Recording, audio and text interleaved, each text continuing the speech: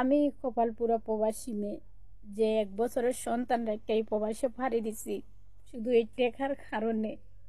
এই টেকার কারণে আজকে আমার সন্তানরা আমি দূর রাখছি, আর আমি এই প্রবাসে পড়ে রয়েছি। দিনের পর দিন কষ্ট অনুভব করতেছি এই সাধারণ কাগজের টেকার জন্য। কেন? তখন তো আমার টেকা ছিল না, সমাজ আমার দাম ছিল না।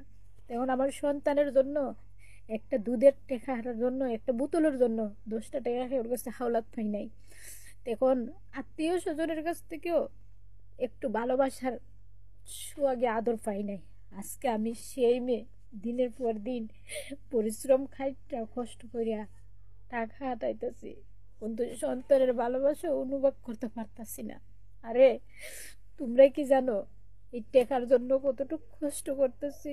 হয়তো ভাবছো এই প্রবাসে দিনের পর দিন ভালো আছি, আমি ভালো নাই, কিন্তু এই টাকার জন্য আমি ভালো। এই টাকা দিয়ে আমার জীবনের অতীত, এই টাকা আমার জীবনের গল্প, কিছু সমাজের মানুষের মুখ চিহ্নে রাখছি এই টাকা দিয়ে।